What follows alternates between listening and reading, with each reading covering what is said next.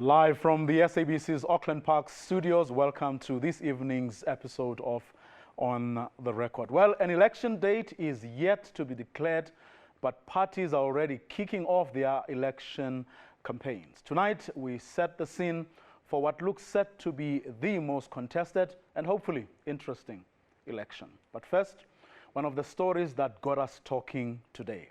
The harsh words that were reserved for the government as the Supreme Court of Appeal today handed down its judgment in the now infamous al-Bashir saga.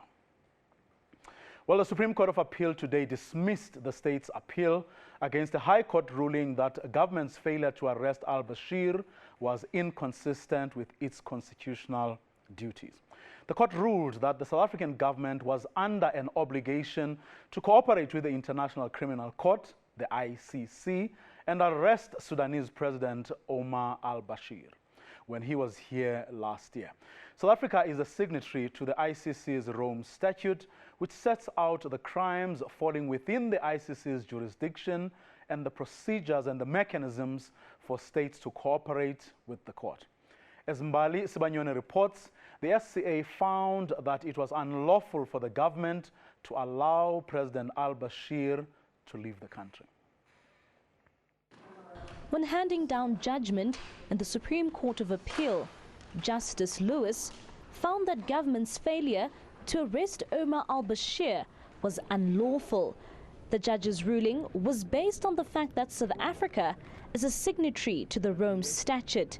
This means, as a signatory, South Africa was obliged to arrest the Sudanese leader when he attended the African Union Summit in June last year and hand him over to the ICC. The conduct of the respondents in failing to take steps to arrest and detain for surrender to the International Criminal Court the President of Sudan, Omar Hassan Ahmad al-Bashir, after his arrival in South Africa on the 13th of June 2015, to attend the 25th Assembly of the African Union was inconsistent with South Africa's obligations in terms of the Rome Statute and Section 10 of the implementation of the Rome Statute of the International Criminal Court Act 27 of 2002. Government says it's disappointed with the ruling and it's now considering its legal options. Government is disappointed because we believed all along that the Immunities Act and the customary international law, also the proclamation that is embodying the hosting agreement, protected or covered President al-Bashir from any arrest because he was a delegate of the AU summit, not a guest of the South African government. We're merely the hosting country. However, we will reflect on all the issues that the judges have raised in a bid to determine whether this is a matter that we can escalate to the Constitutional Court or not. While government weighs its options, another battle is looming, this time with the International Criminal Court. The ICC had given the South African government a deadline after the Supreme Court of Appeal's ruling to explain why it did not arrest the Sudanese leader. Mbali Sibanyone, SABC News, Bloemfontein.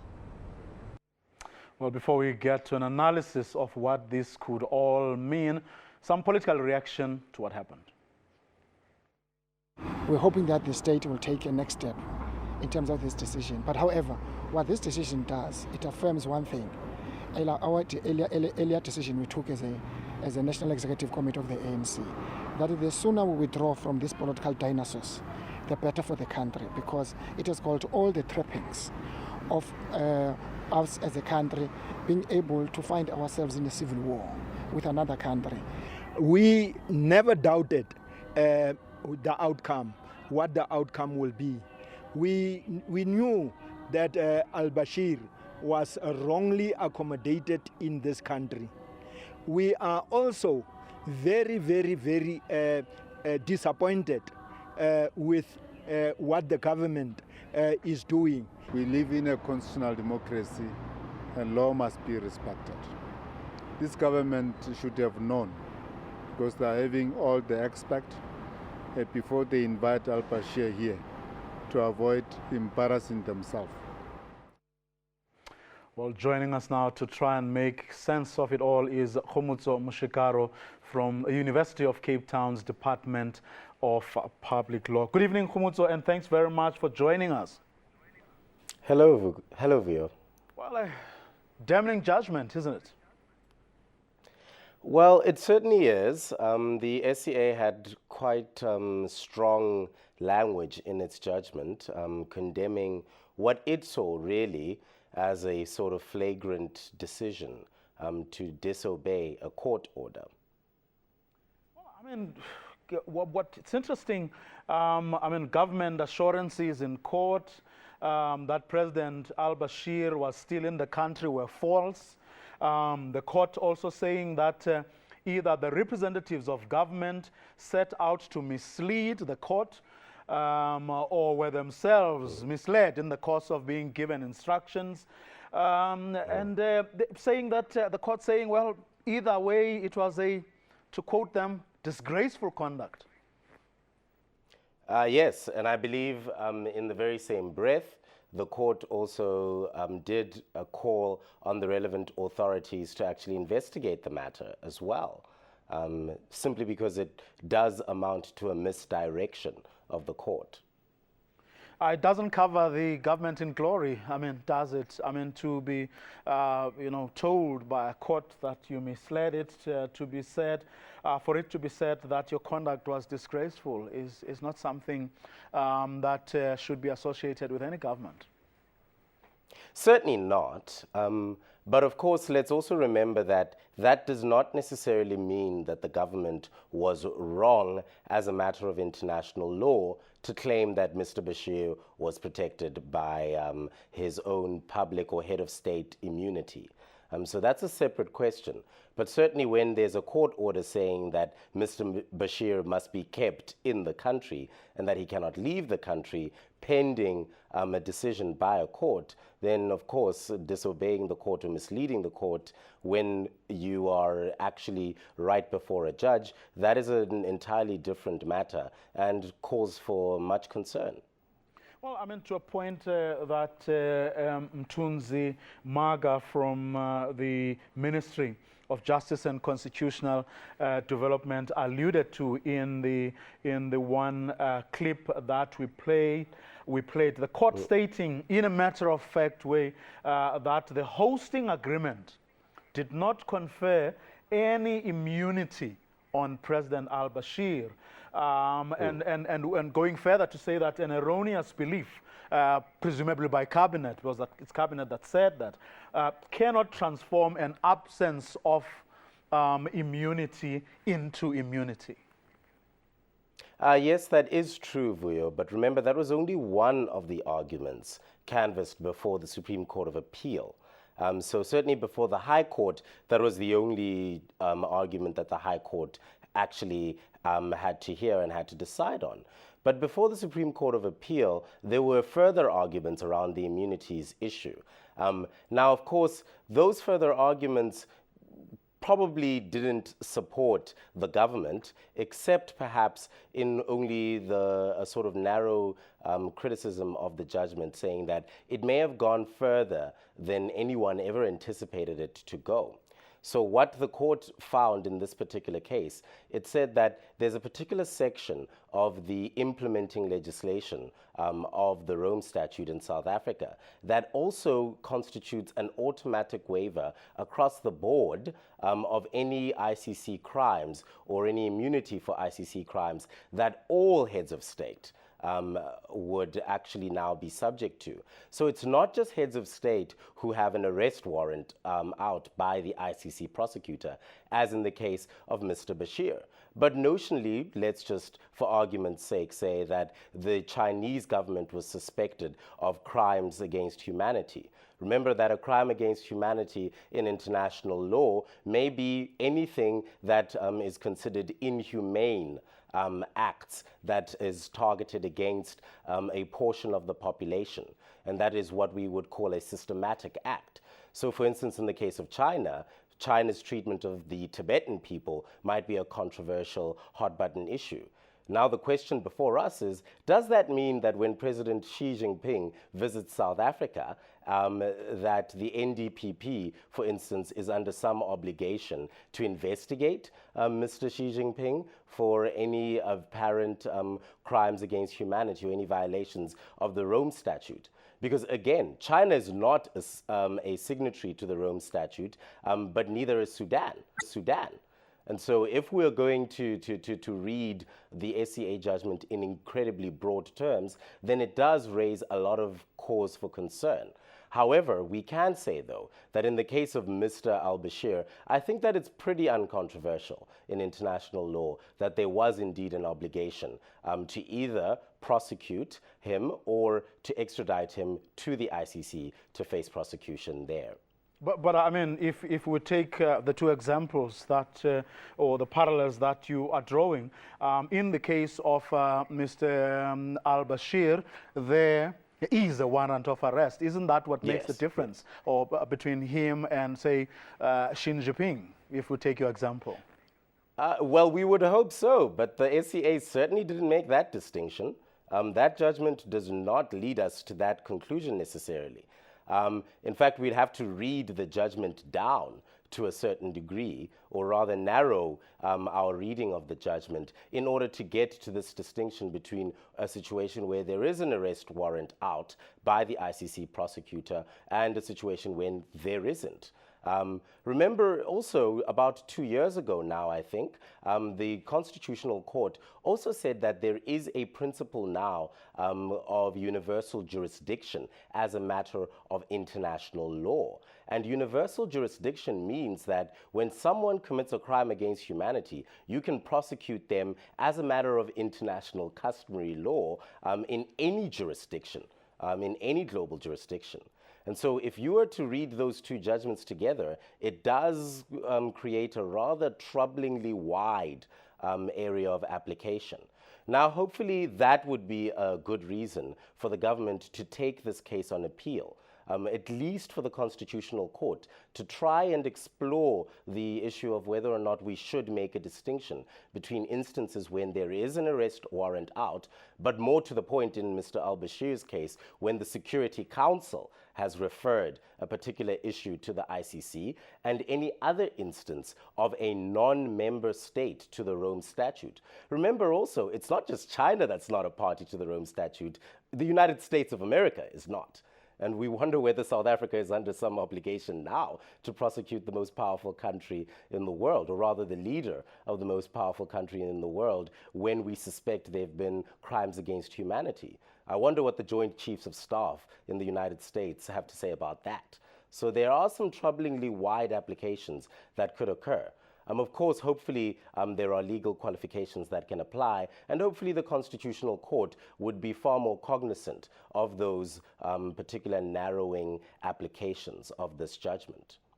Now, I mean, coming to an issue that the court did say something about, again, while the Ministry of Justice is reflecting on this and deciding whether to go to the Constitutional Court.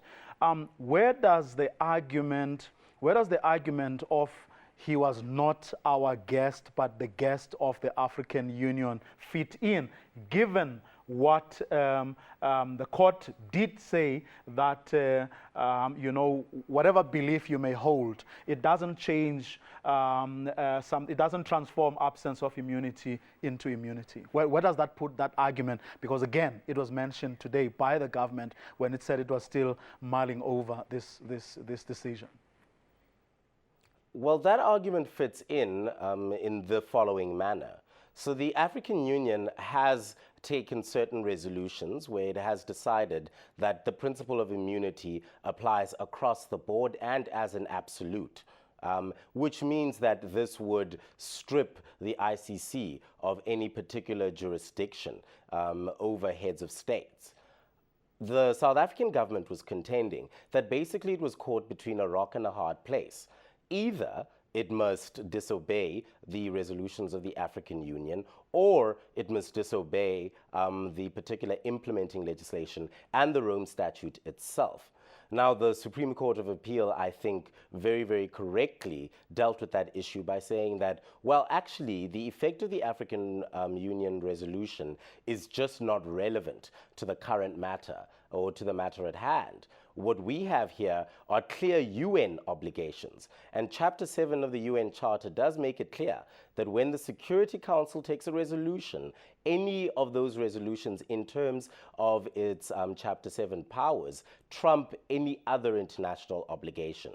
So it's pretty uncontroversial as a matter of international law that UN Charter law, as it were, trumps all other international law regimes. And I think that's where the argument fits in, to be disposed of, actually.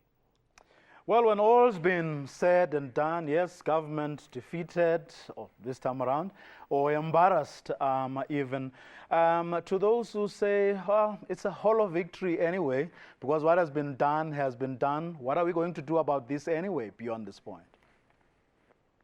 Well, I think that there are two possible consequences we need to worry about, right, with this judgment. The first is that Mr. Bashir may very well actually return to the country. As we now know, the South African government does sometimes host AU summits. At other times, if there is a South African delegation that is negotiating certain areas of conflict between South Sudan and a whole host of issues, there may be reason to entertain high Sudanese officials here in South Africa. And so this judgment would have a future application to such a case. But furthermore, we also have to consider, what does this judgment mean, for instance, for situations like President Robert Mugabe of Zimbabwe and a whole host of other foreign leaders? I mean, there have been arrest warrants issued, for instance, to former prime ministers of Israel as well, when Mr. Ariel Sharon, of course, was still the prime minister of Israel at the time. He had an arrest warrant out. So this really does actually have long-term implications for South Africa's foreign policy. And then, of course, the situations that I mentioned, which are more at the borderline sort of cases of certain countries that have not ratified the Rome Statute, but arguably, if we read this judgment very, very broadly, it would also cover certain leaders like the Chinese leader and a whole host of other countries as well. So the judgment actually has far-reaching consequences, and I don't think that this is the last we hear about this kind of issue. Mr. Moshikaro, thank you very much for joining us this evening. No problem. Khomutso Moshikaro from the University of Cape Town's Department of Public Law. Well, do stay tuned, for we are going to take you back to a parliamentary debate on this same issue when it started, but also from a conversation I had on the day it all happened here in Johannesburg at that AU summit. But that's later. We're going to take a quick break now. When we return, we talk elections with the ANC's mayor of Tshwane about the prospects of his organization in winning not only that part of the country where he is in charge, but broadly in South Africa in its entirety. That's after this short break.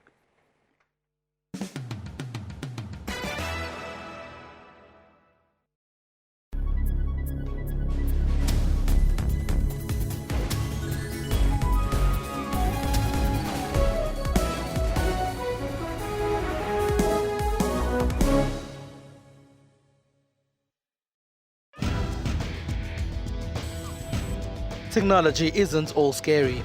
There's also fun stuff like gaming. Lots of women do play games, whether it's on their phones or their tablets. Then there are Africans who are using new tools to make other people's lives much easier. We typed the whole CV on a small, QWERTY Nokia phone. For all these and other technology and social media news, join me, Spumelele Zondi, every Sunday at 7:30 p.m. Central African Time on SABC News. As stories are broken around the world, SABC makes sure you do not miss out. As the stories unfold throughout the day, News at 8 updates all newsworthy stories worldwide. Globally, we are there.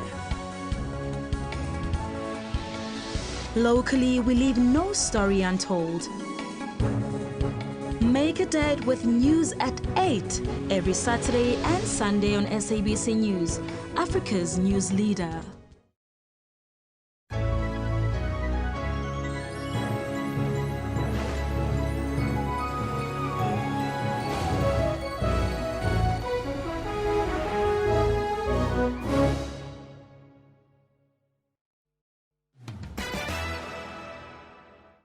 Welcome back. You're watching On the Record. Well, months before South Africa goes to what will be the most contested local government election, political parties have begun positioning themselves.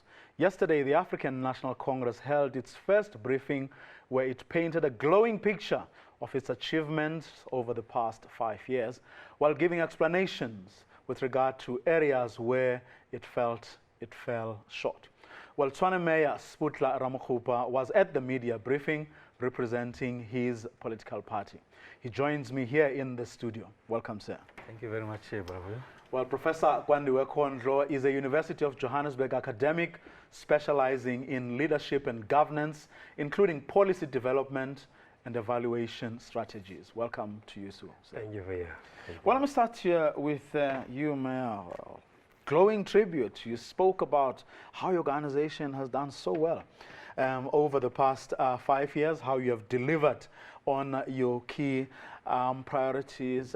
Some people say, well, yes, but maybe a bit too, optimistic, given some of the challenges that, some of the things that we've seen happening in our country over the past 5 years. But just take us through just some of the key areas of your presentation with the head of policy, Jeff Radebe, at your presentation yesterday. No, thanks, Bravo. I think the ANC accepts that it needs to provide a balance sheet of its performance. Remember that in 2011, at the start of the current administration, we presented ourselves as a party that has got the credentials and also the expertise to resolve challenges that are facing our people.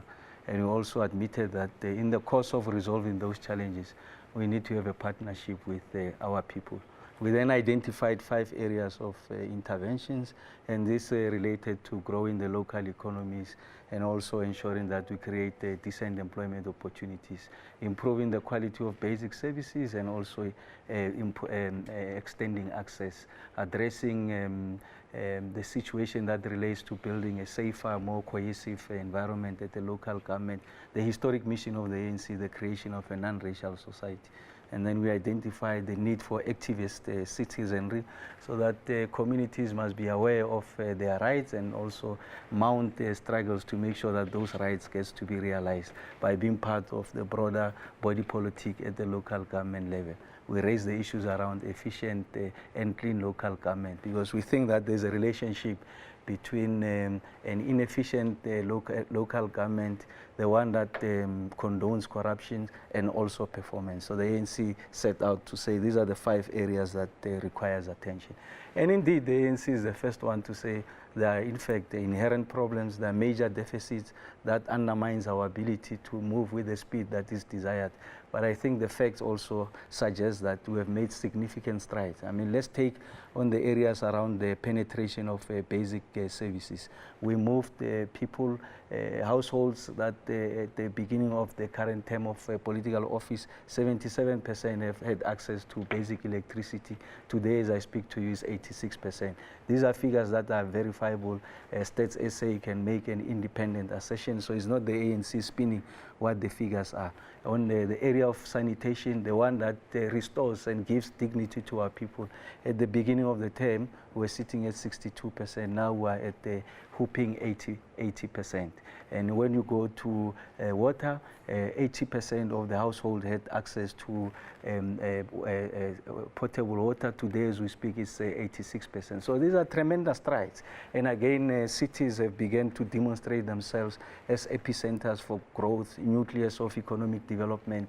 If you look at the 8 big metros, they account for 43% of the total population. They contribute upwards of 63% of the GDP of the country. And this is as a result of interventions and policy choices that were made at this space to ensure that we address the stubborn challenges of inequality, unemployment, and joblessness. And yes, these problems are stubborn. They continue to remain there. And in fact, the global economic picture suggests that it's going to continue to be difficult, almost intractable, but we are more than confident that indeed we'll be able to address these challenges. So the ANC gives a balanced account that these are verifiable progress that we've made. We think that the commitment that we made, codified in the form of a manifesto, has been largely achieved, but there are areas that requires intervention. Which ones are those? Where were you prepared to acknowledge that you really didn't do well? In the first instance, the Department of COGTA, the then Minister Pravin Gordhan, an agenda still pursued by the current Minister Des Van Rooyen, makes the point that you need to go back to basics. Make sure that you patch the potholes, make sure that you respond to a street light that doesn't work, make sure that the road markings are working, make sure that the billing is correct. So you have instances across the country where many of these things still requires attention. And it is for that reason that 2 years ago, President Zuma and then Minister Pravin Gordhan initiated this initiative of Back to Basics. And when you begin to granularize it, take it down to local municipalities, the provincial level, at least here in Gauteng, there's a program called Interesan. At the local government level in Tshwane, there's something called Kukamautu. And this is an intervention that is meant to be responsive to the needs of our people. So that's the first part. The second part is that there are areas and instances where we have made tremendous strides with regards to clean governance. You go to Ekurhuleni, a metro that has achieved on 2 consecutive terms clean audits, something that was unheard of for big metros. And indeed, many of us continue to register unqualified audit opinions. And then there are instances where there are disclaimers, which requires attention, and it is for that reason that the National Treasury, COGTA, is providing assistance to these municipalities. Remember that the manner in which you use the public resources also begins to engender some degree of confidence on the part of the public when they look at the political principal and office bearers and assessing their ability to judiciously manage the affairs of that municipality. So it's at the heart of the legitimacy of the state, the degree to which you are able to account and be responsive. So those are some of the deficits. We have accepted them. And then at the level of organs of people's power, and these are what committees. In the legislation, we refer to them as what committees. The organized and popular voice of communities must find traction in how we determine policy, how we make choices with regards to capital investments. And these are functioning in many parts of the country. You've got vibrant ward committees that gives voice to ordinary people so that they are able to give meaning to how we make choices and how we drive the agenda of cities and local municipalities, small towns going forward. So these are strides, these are achievements that have been recorded. Like I said, independent institution will make that assertion. But the ANC is bold in its admission that there are areas that requires attention, and it's these areas that we are beginning to respond to, like I said, back to basics and many other interventions. Prof, the truth, the whole truth and nothing but the truth, or spoken like a good salesman? Yes, I hear the executive mayor, and I must say, I'm actually tempted to agree with him on a number of important points that he has underlined. Look, these are big metros, urban municipalities, and better resourced compared to the rural, deep rural municipalities that some of us know in the provinces like the Eastern Cape. Yes, he's absolutely right. I think there has been a lot of progress. There has been a lot of achievements. But I still feel that there are 2, I would call it, areas of challenge that persist. Yes, he admits, but they need to focus more work on these 2 areas. One area, I call them the systemic ground of challenges. And these relate to the rules, to the strategies, to the governance systems, and to entire administration. That's one area. But there is also another area, which I call manufactured uncertainty, which continue to bedevil and cloud local government. And to deal with the two areas of challenge, there's a need for resolute leadership. In some municipalities, because unfortunately municipalities, you can't just lump them in one box and say bad local government. No, there are pockets of excellence. There are good leaders like him and Parks here in Johannesburg, because I don't want to lie, I think they are doing a very great job despite the challenges that they face. I think leadership is important, but secondly, capacity development of staff who serve in these municipalities is still a big issue. I say capacity development because, I mean, sometimes you don't understand why some of these guys, if you ask them the rules, the regulations and so forth, they know everything from the book. But when it has to be translated into action, you find a big gap between knowing and actually doing. This is a big challenge in many municipalities, and I think it needs to be looked into. Is there a gap, Frans? Do you agree that there's a gap between what your people know and what they actually do? Yes, I think there's a very rich body of literature that the ANC has produced, where we are attempting to explain a concept called praxis. So this is the how you conceive issues and the reality on the ground with regards to practice. And I think by our very own admission, there's a need for differentiation, and let me explain the point. You'll find that in metros, big metros, there's a greater capacity to attract people with expertise, because I think the remuneration packages are very attractive. And therefore you get the high quality, high caliber administrators who have got both the comprehension and the skills to be able to execute and prosecute the many functions that and responsibilities, commitments that we are making to communities. So I'm just saying at the level of that differentiation, I think there's excellence that is in municipalities, metros, because of the reasons stated above. You go to the rural hinterland, unfortunately, there are many pushing factors. I mean, you are most qualified.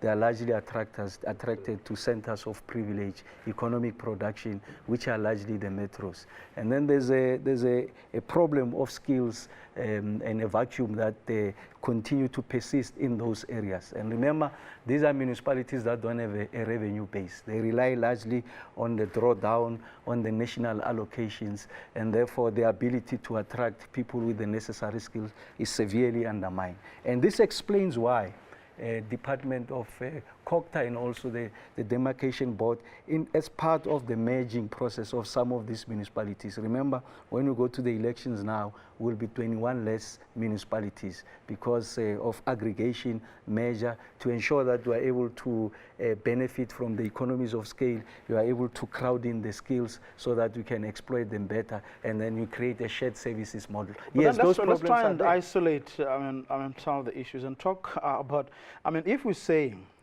if you're putting on the table something that says that the metros are where the best skills are, how do you then explain the fact that, one, not all the metros and not all the time are they getting the best audits? They're supposed to be getting the best audits that you can possibly get, but that is not the case and not all the time. Number two, there is a great deal of frustration. These officials are frustrated by you politicians. Instead of allowing them to do their work, as some of them complain, you want them to take political decisions. And in that way, you're actually shooting yourselves on the foot. Well, legislation is crystal clear with regards to the interface of the administration and the executive. I mean, it's clearly delineated what those responsibilities are. In the book, yes. Yes, in the book, yes, that is granted. And you have instances where if people have breached that divide, and in fact they are being called to book, we are able to ensure that the system of governance at the metro level is able to respond to many of these challenges. I mean, going to the issue around how we manage the financial affairs of the metros, look at the latest report of the AG. I think all the metros got unqualified audit opinions, and you still have others who've got clean audit. We are gradually migrating towards a clean audit opinion. Almost all of us are committed to that particular particular agenda. But and the if you same look, Auditor General lamented the fact that some of the municipalities continue to regress. Yes, that may well be the case today, but it's no guarantee that it's going to happen tomorrow. When one looks at the trend over the years, Yes. people have come, like, would come up and like do all the right things, only to regress a year later. And some of the problems are actually not hard to pinpoint, because with some of them, you actually look at the kinds of decisions that would have been taken by politicians, or that they would have forced the bureaucrats to actually take. And it sort of, a picture begins to emerge that yes.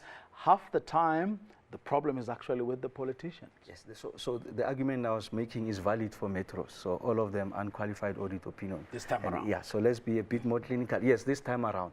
And really the intention is to make sure that you institutionalize best practice, you habituate excellence. Those areas where you are doing well, you continue to consolidate. And I know of our municipalities, at least the 3 metros here in Gauteng, you have MLAB, which is, these are bodies that are meant to address those areas that the AG would have identified as weaknesses and deficits that requires attention.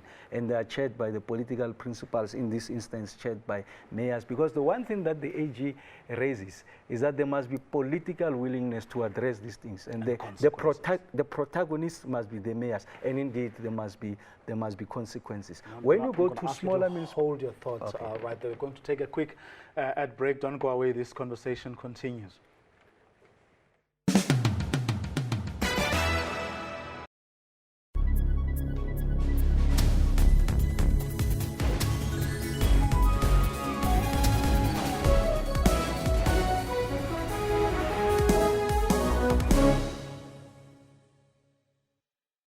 SABC News. We report, contextualize and present news and current affairs honestly, fairly and fully. We consider it a duty to provide consistent, relevant, useful and top quality information and analysis. Our mission is to provide credible, accurate and interesting news programming, bringing news into everyone's homes in everyone's languages. Thank you, South Africa, for relying on SABC News for quality news output and for making us your #1 source of information. SABC News, Africa's news leader. As stories are broken around the world, SABC makes sure you do not miss out. As the stories unfold throughout the day, News at 8 updates all newsworthy stories worldwide. Globally, we are there. Locally, we leave no story untold. Make a date with News at 8 every Saturday and Sunday on SABC News, Africa's news leader.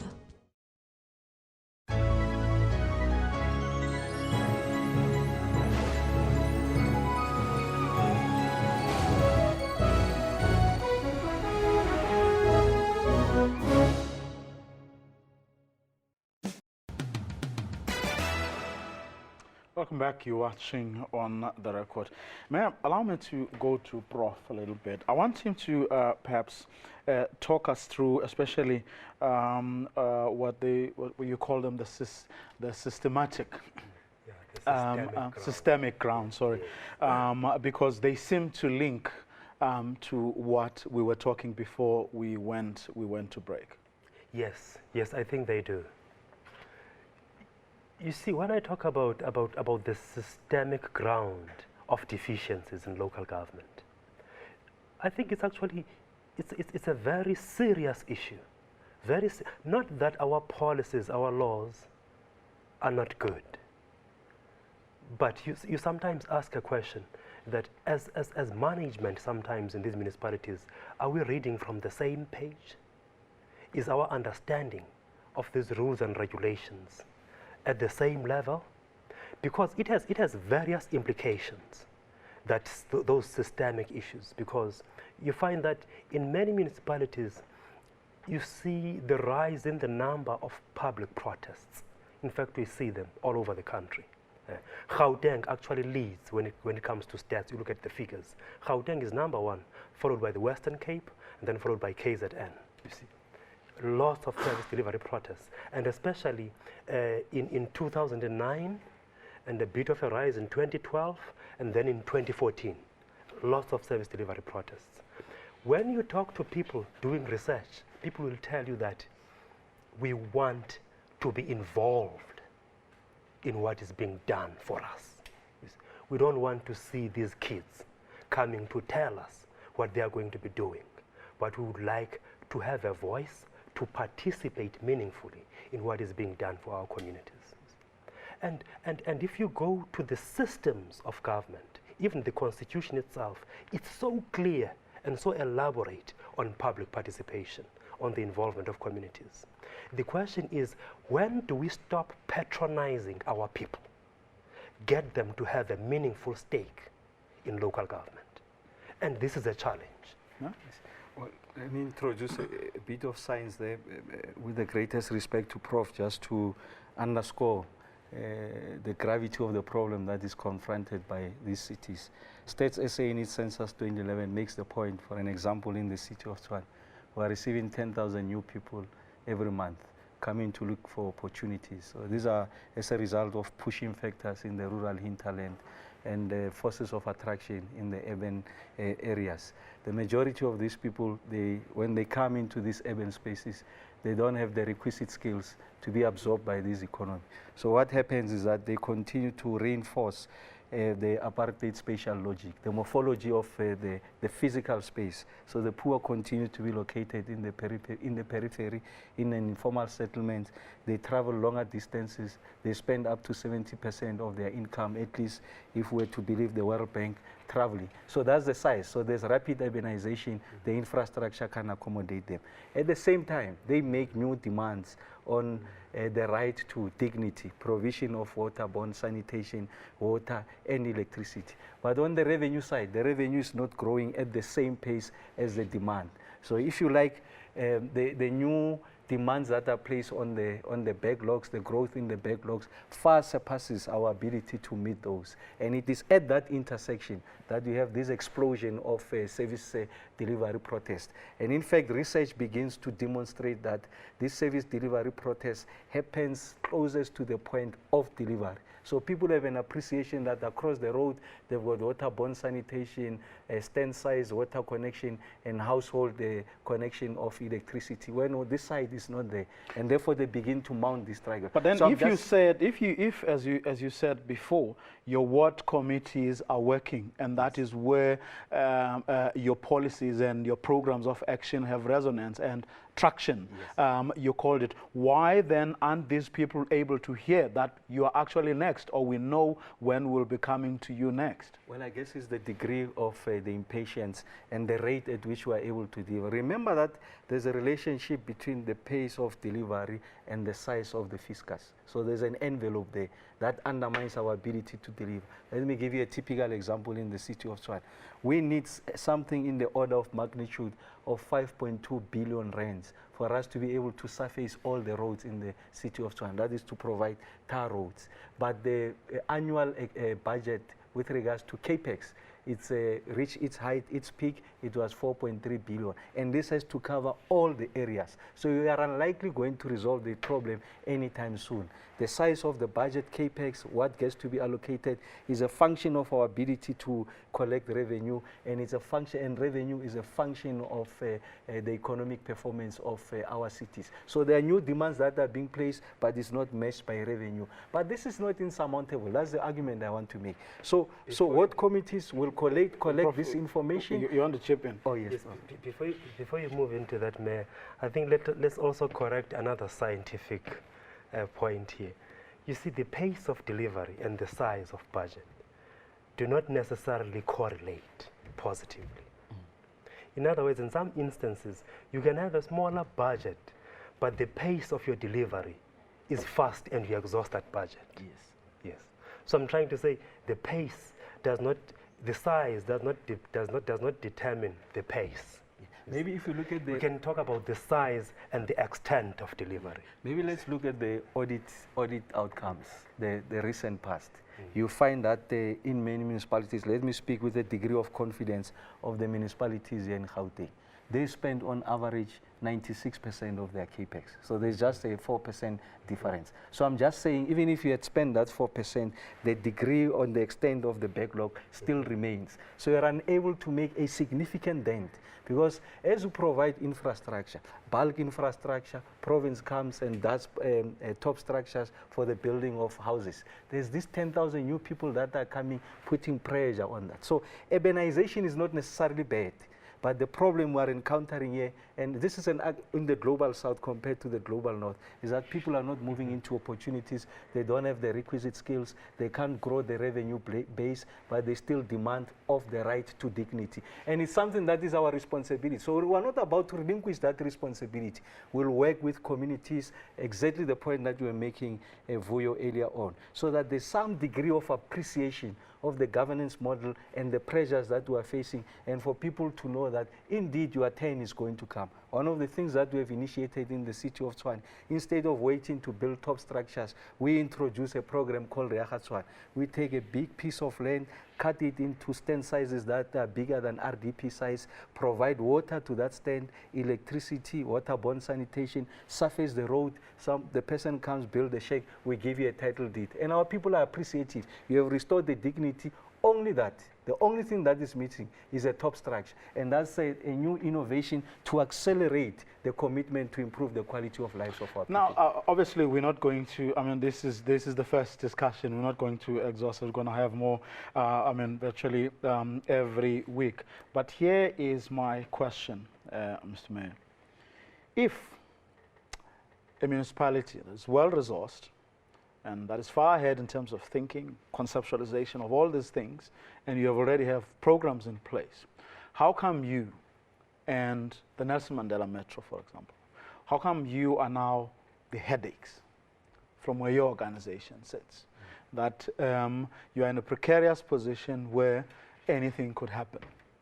Well, we don't buy into that. We are confident that we have given our people every reason to believe that this administration, led by the African National Congress, has done everything possible to improve the quality of their lives. And we are more than confident, almost bullish, that going into the next cycle of the elections, they are going to validate these statements through their votes. This does not subtract from the fact that there are major challenges. And yes, the ANC has come out. But in your analysis, how did you get to this point where in the last national election your numbers went down? In other words, your size of the vote in your area, in the Nelson Mandela Metro, went down. What is your analysis as leaders in those areas? Two parts. Given everything that you said. There are two parts. There are objective conditions. What are these objective conditions? Vuyo is expecting a house. The house has not been built, and therefore Vuyo is aggrieved that that house is not being built, irrespective of the explanation that we have given. And Vuyo then decides to vote differently. And then there are subjective conditions. What are these subjective conditions? Is the image and the brand that is called the ANC, is it tarnished because of our conduct as mayors in the manner in which we execute, prosecute our function? Are we deviating from the back to basics? Are we seen to be living lavish lifestyles of opulence while the people are suffering? So there are both subjective and objective conditions. Can you answer that question, given both realities? Yes. What is your take? Yes. Is it both? Is it one or the other? Well, I guess it's a very complex dynamics variables. It's a combination of both, and yes, we remain confident about the outcomes. Yes, I think it's the politics of local government. And the mayor is right that the perceptions of the public, sometimes about the kind of politics happening at national level, actually affect people's perceptions now and positions when it comes to voting at local government level. You find that a person is not really voting because he's really not happy with the actual service delivery, but it's because of the national picture and politics is actually influencing a person the other way. So there's an issue of politics, but at the same time, I do agree we must not undermine the issue, the objective conditions in which our people live. But I still think one of the problems which is going to confront local government in South Africa is this idea that people get things for free. You see, the fiscus, as the mayor says, doesn't expand, you see? And yet the demand out there is growing. You see? because people get things for free. So shouldn't you be making sure that come this election campaign, you're not going to promise things for free? Oh, the ANC never promises, the ANC makes commitments. And these commitments are derived from what we think the fiscus can carry, what we think the policy choices are and should be going forward. So that, you see, at the heart of these commitments is ensuring that we are able to consolidate the legitimacy of the state. Because immediately you begin to miss these commitments, immediately people think that indeed you have been misleading them. It undermines the legitimacy of the state, its standing in the public domain. So it's important that as part of reinforcing that, the ANC is able to make plausible yet ambitious commitments and ensuring that we deploy people with the right skills to be able to discharge their responsibility. And that's what Minister Hadebe was saying the other time as the head of the policy unit of the ANC, that in determining what the manifesto is, we're going to look at this consideration and make sure that we deliver to our people. Gentlemen, I'm afraid that's where we're going to leave it. Unfortunately, no, time flies when we're having fun. Yes. Well, that's where we are going to end it for this evening. But we'll be having these discussions every week. Well, before we go, well, on the sidelines of the AU summit attended by al-Bashir, I had a candid sit down with the ANC's Obed Bapela. At the time, he clarified not only the ANC's position on the visit, but he was also adamant that those calling for the arrest were being opportunistic. Well, since this interview, however, the multiple court processes and parliamentary sittings regarding the issue have now taken place. We don't know who is going to have a last word on this al-Bashir matter, but tonight we're going to leave you with this last word from that interview I had with the chairperson of the ANC's, then chairperson of the ANC's International Relations Committee. From all of us here, it's a good night with this. We've realized that the powerful nations that were supposed to have acceded to the instruments are still refusing to do so. And they continue to do a lot of wrongs in society all over the world, and their leaders are walking scot-free and not being punished by any instrument that we thought at the time it was going to be a fair instrument for everybody. President al-Bashir, therefore, we know therefore that is wanted by the International Criminal Court and is here by invitation of the African Union. And therefore, the stand by the African National Congress is we need to respect the institution of leaders of Africa, the AU, which has been hosted by South Africa. And South Africa did what is normally done by any hosting nation by publicizing the immunities in the Gazette. And once there was no objection by any person, including those that have taken the matter to court, the Southern Africa Litigation Center, we then believe, therefore, that we are within the norm of the law, which we respect. And then al-Bashir, therefore, President al-Bashir then came and we have received him and is here under that immunity, as was publicized for everybody to object if there was any objection. Should the objection have happened, we would have advised President al-Bashir not to come. What happens if the court on Monday rules against you? Look, I mean, there are other instruments of the law that we have. We can still have an appeal within the norms of our own constitution, but also we might also have to weigh the international instrument vis-a-vis our law, which one then supersedes what. President Fidel Castro used to go to the United Nations, being a wanted person high on the list of terrorists and his country on the terrorist list, but when he goes to the United Nations, he goes to an era which has immunity, where no one can touch and cannot arrest him. This AU summit also enjoys the similar privileges, and I think the international law ought to be looked at and it should be applied in the consideration. And I think the state, when it presents its arguments tomorrow, it will be able then to present and will then get to know the inside of the state arguments. I know that people say the state is not communicating. Why is it quiet? It's because is a respondent in this case. As the first respondent, allow them therefore to go in and present the arguments. And out of the arguments, because we are running transparent and open court system in South Africa, the nation will then follow the events and the state will be able to communicate and then clarify whatever are the issues. But but the African National Congress says this is an institution that we respect, the African institution, the AU, and the DA in particular, and other organizations that are now beginning to jump in and calling for the arrest of al-Bashir. We want to say to them, you are opportunistic, allow the process to unfold. We are respecting every step of the law, and then we are hosting an institution of Africa that has its own weight and powers as a result of the immunities that we have published. Well, the question, I guess, is why stay with an ICC you no longer approve of? If you're saying it is no longer what you intended it to be, so why? Well, there's a debate currently which started when the Kenyan issue arose of Uhuru Kenyatta as to whether African countries that have acceded should continue to remain there. What is the ANC's position? The ANC position was not conclusive on the matter. There are two strong views that have emerged, I must say.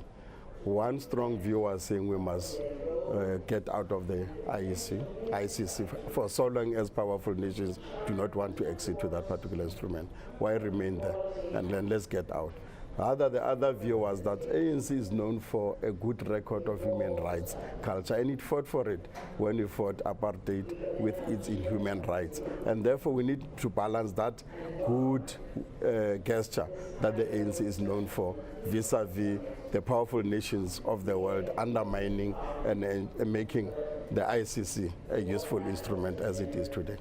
But if there is that position, given the, shall we call them, unintended consequences of staying with the ICC, doesn't it make sense then to throw your weight behind the efforts to actually try as fast as possible to come up with an African court and basically abandon the ICC? What are the consequences for the ANC? The view when we're debating it in the NEC of the ANC was exactly that the sooner the African court is established, I think we'll definitely be abandoning the ICC. But then if you're going to wait until then, you're going to run into the sort of problem that you run into right now. Obviously, but if you just go out, then people will say we are the spirit of Nelson Mandela of a human rights culture, reconciliation has been abandoned, the African National Congress. But so that balancing is also needed in society. But the AU is saying